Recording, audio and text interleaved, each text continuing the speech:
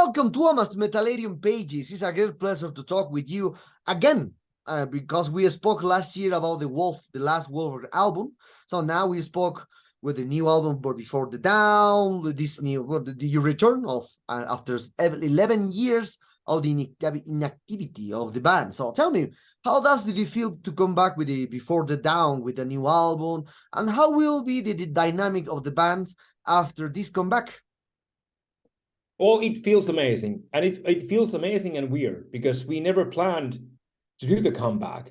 Things have started happening last fall, and here we are. Suddenly we are playing festivals, releasing albums, doing tours. So it's feels a little bit surreal, but feels amazing. And of course, I miss the guys, I miss the songs. So it feels also not just great to be performing the songs, but to be on stage with Juho and Pyry, and now with the new vocalist Paavo. So it's really good. Okay. No, talking about this return with the band. So you told me in the interview that we had with Wolfhard that, as you told me right now, the things happen. This happened, and you did it. So if we want to far away of this, the things happen. So how was the Before the Way meeting managed? Who was the person who cast the first stone to make the meeting of reality, so to this combat reality? Well, actually, yeah, that's a good question. That's a really well put question, actually. We can all blame Paavo, the new vocalist. Okay. This, like, first of all, none of this would have ever happened unless he would have done Dead Song in Voice of Finland. And I was just at home. I got a phone call from Juho, the guitar player, that turn on the TV. Somebody's doing Dead Song in national TV. And that's the first time I ever saw Paavo performing. I didn't know the guy personally, like, before that. And suddenly he's doing the biggest hit of Before the Dawn and does amazing job with both clean and growling. So, like, he accidentally started the whole process. We never sat down and started planning this. It started completely backwards. Me and Juho were talking after the TV performance, like, that sounded really good. Like, yeah, that's a really good song that would be fun to play again. And that kind of like yeah, there was never a meeting. There was never a plan. There was just Paavo on TV and things started happening. Okay, nice. So how is it that it fit Paavo in, well, now with the new songs is great vocals. So, but how did he manage the old songs from the Before the Dawn? Because Lars has a different approach, a different kind of singing, and now Paavo has a different kind. I hear completely these new Stormbringers, and this Stormbringers, he has more like grunge alternative voice into their feeling. So how do you see now this change? Because usually the voice change completely the music.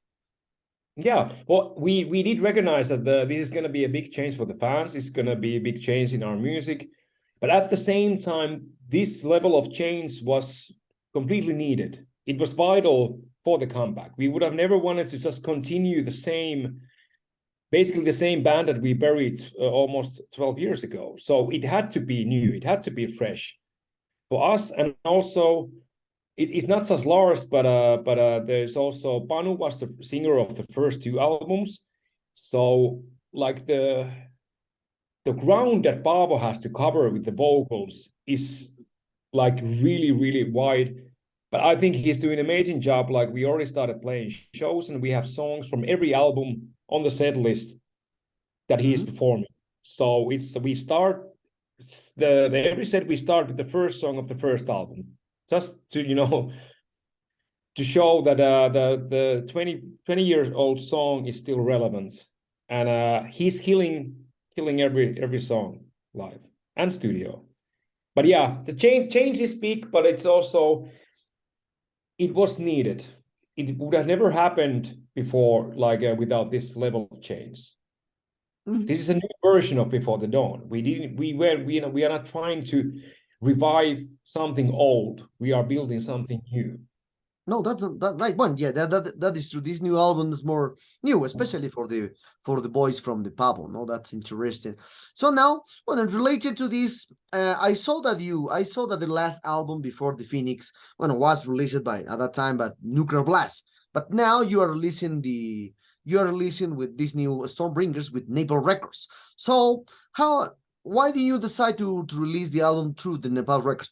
Because perhaps it's because you work with them since the beginning with Wall Harp, or perhaps you decide to change completely the subject. You told me this is a new era for Before the Dawn, and we need to change everything. Well, Nuclear Blast was only licensing the albums from the Finnish label, so we didn't have a contract anymore with Nuclear Blast anyway. But Napalm was just one of the things that just happened. Like when there started to be some posting and rumors that we might do some new music, I instantly got an email from Napalm that what is happening is Before the Dawn coming back. Like we wanna sign it. Can we hear some? Is there any new songs we can hear? So they were constantly. They were right like behind my door from the first minute. Like, and I also. I like that energy that the label was very persistent of signing the band, so that gives me a guarantee that they will also do a really good job for the release itself. And of course, I've been working with them with the 3 albums now since Wolfheart is also in Napalm, so I know that they do a really good job. I know the people, I know how they work, I know how I can do the best job possible for the release. So it was also very like making things a lot easier and simple, because I have 2 bands on the same label and I deal with the same people. So it's like we already have the team put together. So okay, nice. Well, other things about the one that's important for me is about talking about the lyrics, the cover art, this kind of aspect. And curiously, this Stormbringers fits perfectly for the 11 years of return of the band. Stormbringers, like you are bringer the storm. So that's exactly. Interesting. That's a way. That is exactly, you spotted correctly. Yes, that's one okay, of okay. That is one of the aspects of the album title. Like, we are back and we are bringing the storm. You're actually the first person to actually figure it out. A lot of people just ask me like, what is the name? And then I explain the whole thing. But yeah, you got it spot on. Yeah. Okay, and with this aspect, who was in charge of the one? I know that Nikos Stavridakis was in charge of the creative cover art, but why do you say to put the symbol in middle of the volcano out in the back and not completely focus in the cover art with just the volcano, like explosion? Because Bringer the Storm will be perfectly if you focus more in the volcano, an explosion there. This was much interesting. Well, the whole band was behind the idea that we wanted to bring the old logo very much up front. Like, a lot of things are changing. Like you said, there's new label, new singer, new album, new agency, a lot of new things happening. But also we wanted to underline that this is still Before the Dawn. So we wanted to like bring the logo very much up in the front, because that was like the inner decision inside the band. Because of course, to us, there's a huge amount of history also with Before the Dawn. You can't start from the 0 point when you already done 15 years of the band. So we wanted to like combine both. So that the logo had to be there. Okay, that was nice. Other aspects, talking about now in general of the influence the band has for this new album, I don't know, a little Swedish influence. That is completely normal, because the melodic death metal was established by them by them in the mid-90s. But from 2000s, the Finnish melodic death metal has a stronger comeback, because a stronger sound, because Before the Dawn, Insomnium, Omnium Gathering, and more Principinus created this, for me, a huge difference in comparison with the Swedish scene. You have a Finnish scene with the melodic death metal into the Finnish. So how do you see now all the stuff are during these 20 years of existence, the Finnish melodic death metal scene, because you are one of the creators of this sound? Well, I'm too old in a way, because it's very difficult for me to like get into new music anymore. Like I'm past the middle-aged bar. Okay. So if I want to hear good melodic death metal, I listen to the Tales of the Thousand Lakes or albums like that I grew up listening when I was like in my late teenage. But so it's I recognize that the Finnish metal scene is still going super strong. We are bringing a lot of new bands, and still the old ones are doing super well. Like Amorphis is bigger than ever. Insomnium is bigger than ever. Swallow the Sun is doing the biggest tours in their history. Yes. So all of those bands are thriving still. But to me, if you want to ask also what is the strongest era of Finnish like melodic death metal, I would go into early 2000, because those are the albums I fell in love to. So I don't have a clear perspective of the new scene anymore, because I'm so stuck with the old, because that made such a huge impact on me. But like I said, the Finnish scene is stronger than ever. Okay. Yeah. Well. Yes. Well. Other questions talking about the 2000s with the beginning of the band, etc. As you can remember, Metal Hammer made a lot of magazines at that time are very focused to the new metal, because since the 1998 2005 the new metal has a big explosion around the world. Everything was new metal here, new metal there, etc., etc. So, but who decide to lean down to the melodic metal when you create the band, and times when the melodic metal never needs soul? You can remember the times. I remember because I lived that at that time, and I remember the no melodic death metal, no death metal, no black metal, just new metal everywhere.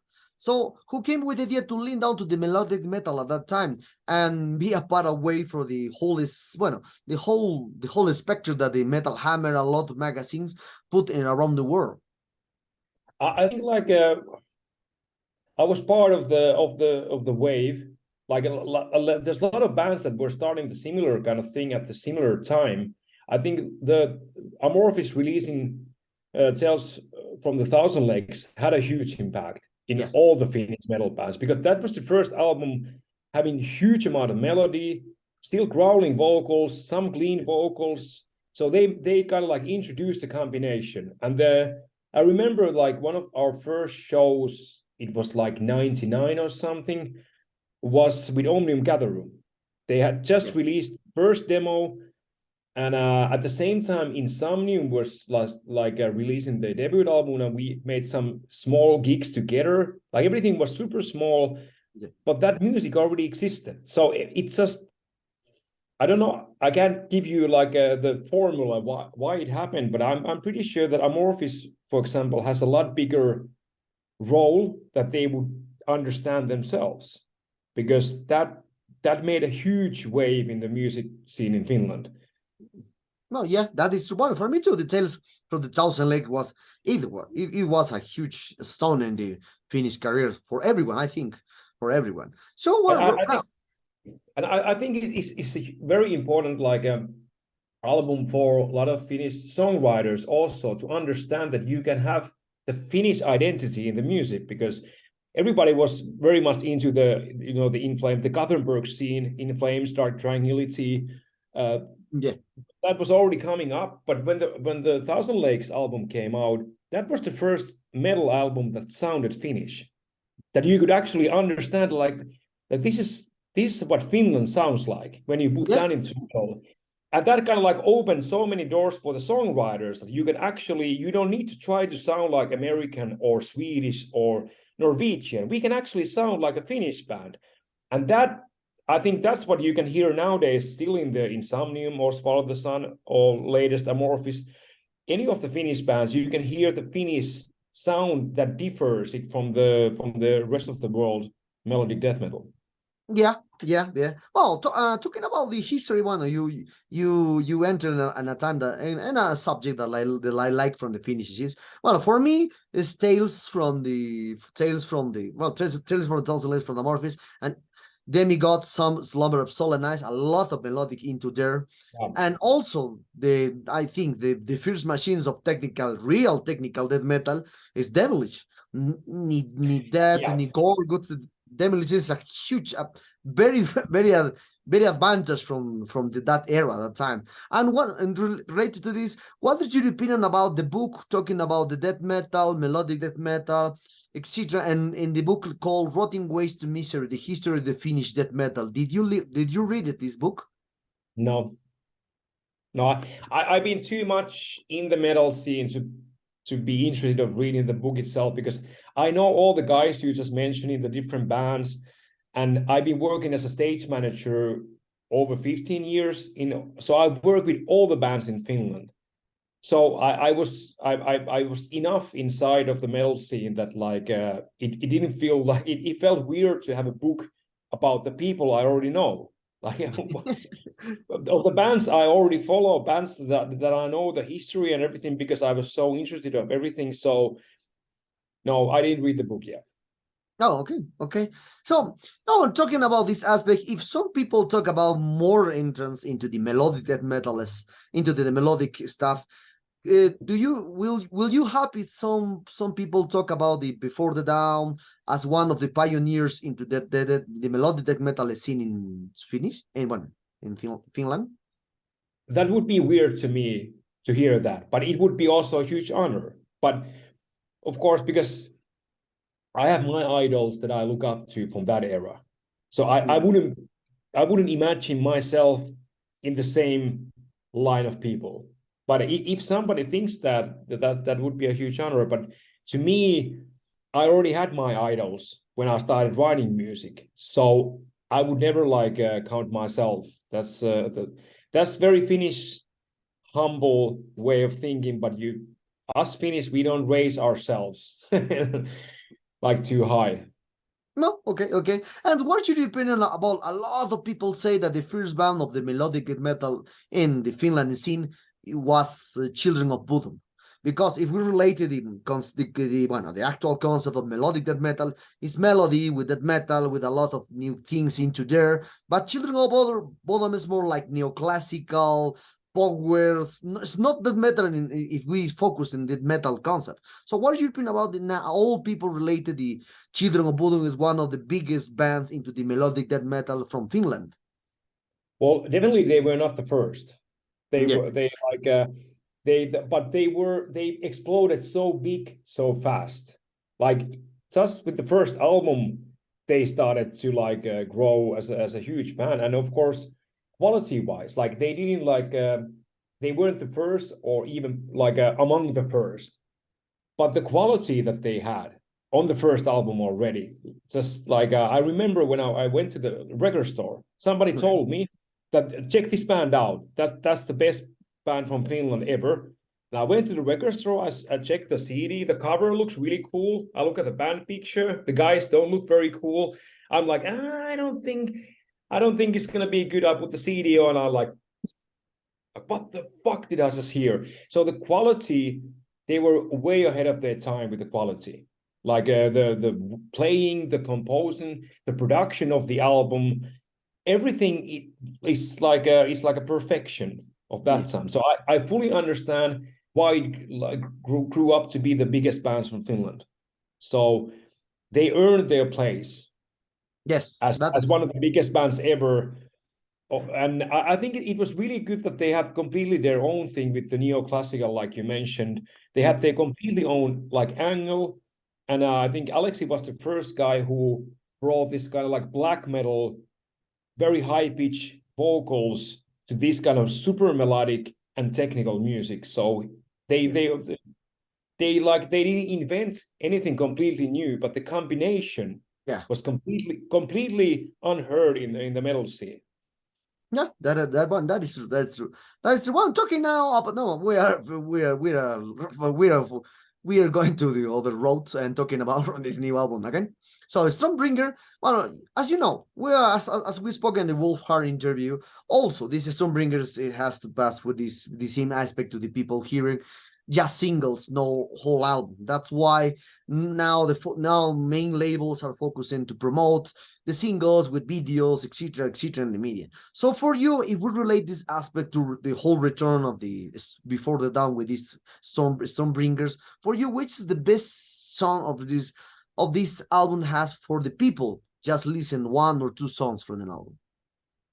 That's a tricky question, because I would definitely want people to hear it from the beginning to the end. Yeah. That's how the album was made.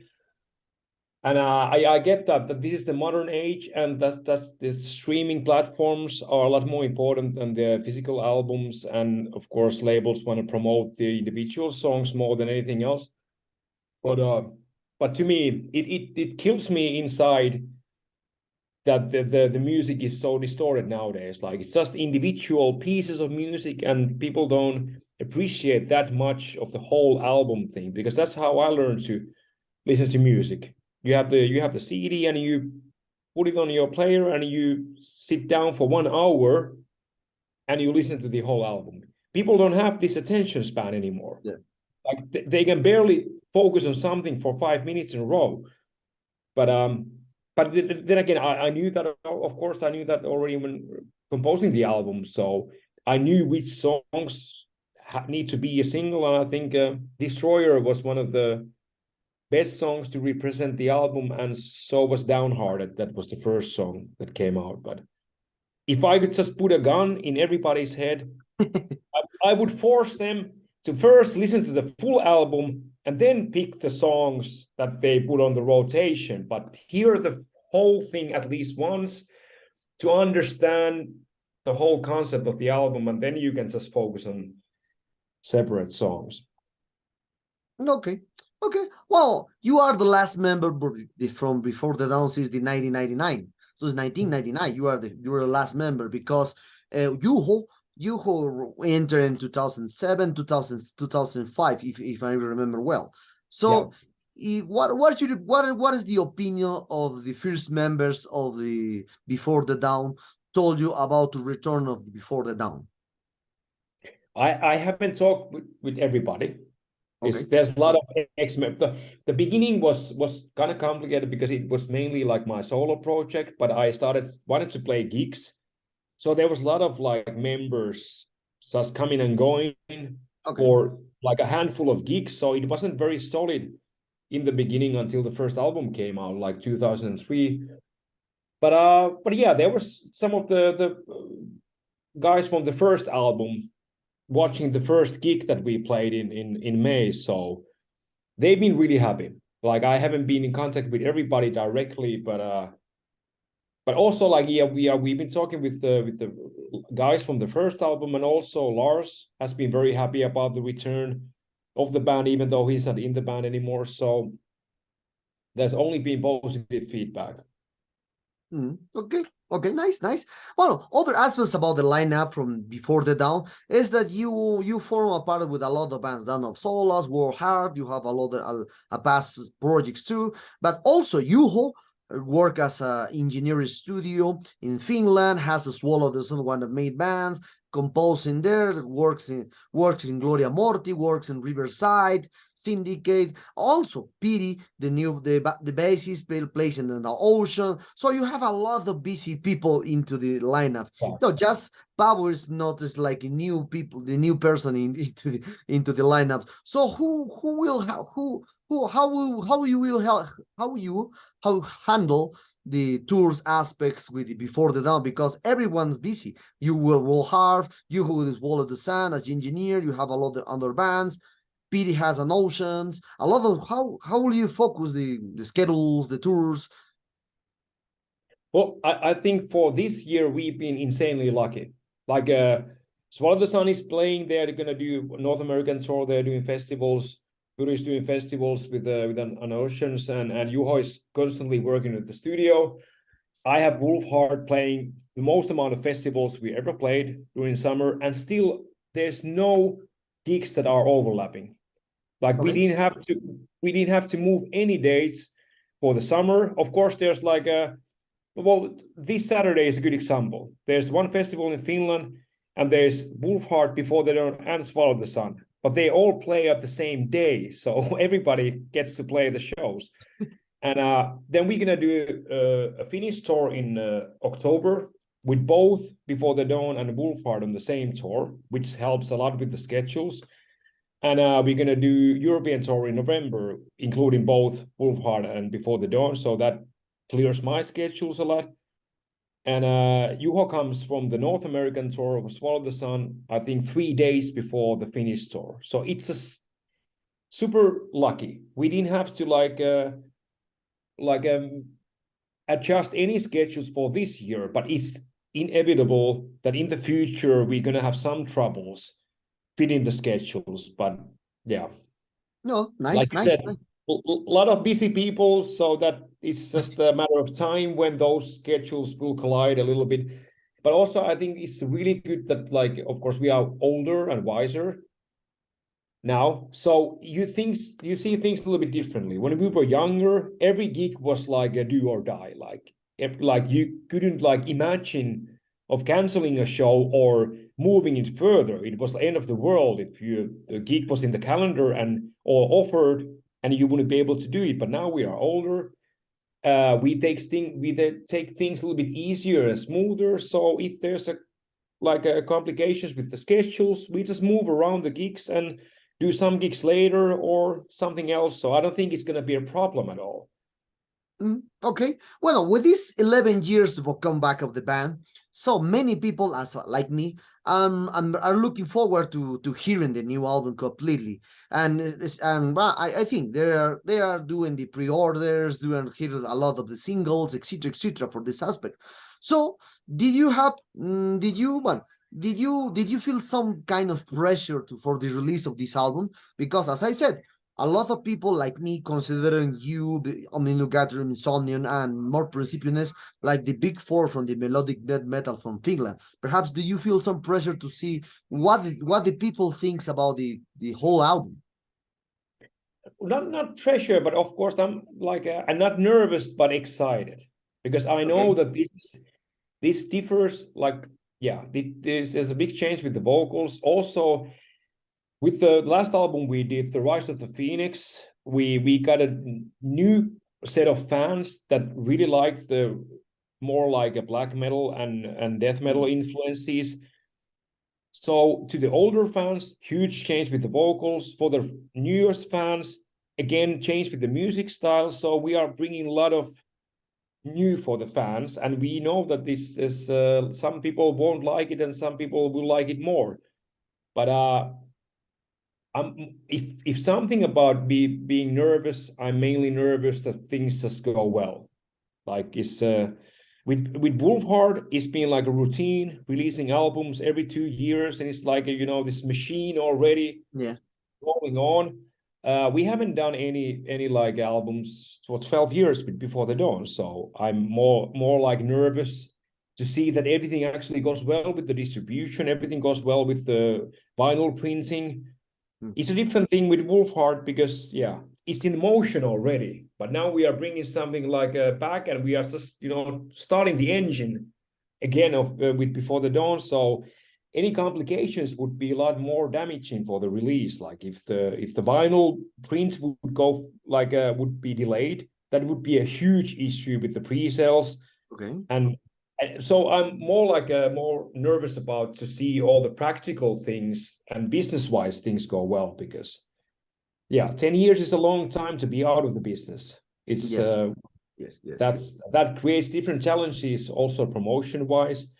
So not musically, not nervous, no pressure, but I'm more cautious just to see that things go as they should be.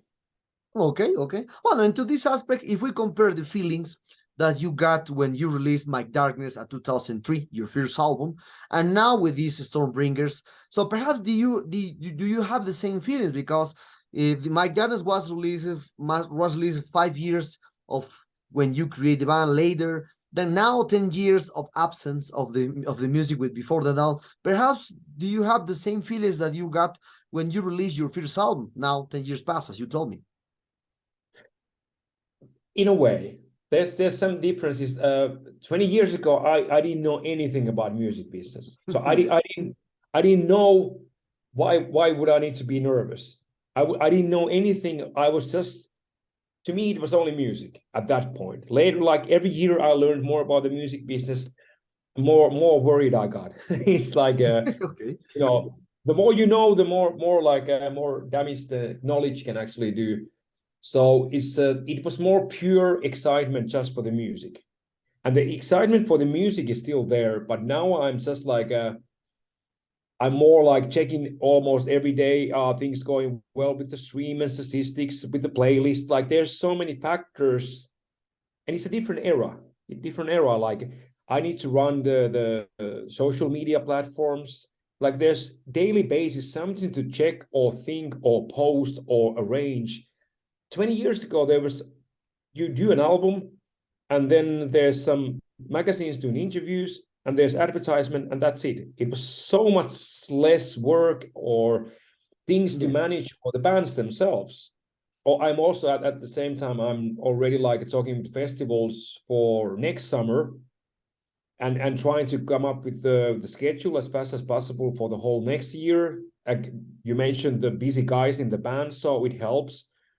The longer we can, further we can plan things. So now there's so many more things around the music that are actually factors with the release. So musically, super excited still.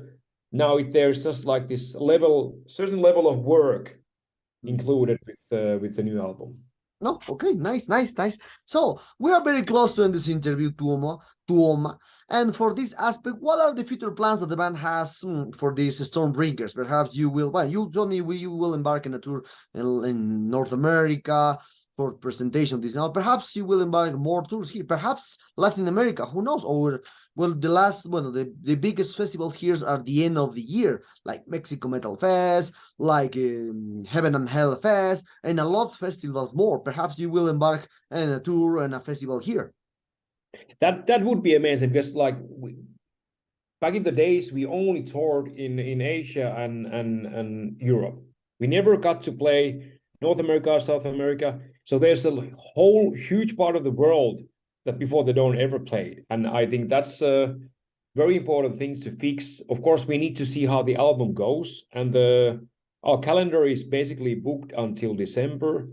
But we are constantly like talking with different promoters and agencies.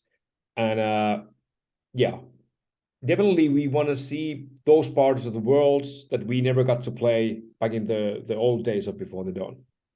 No, okay. Well, Tuomas, the sad times are up at this interview.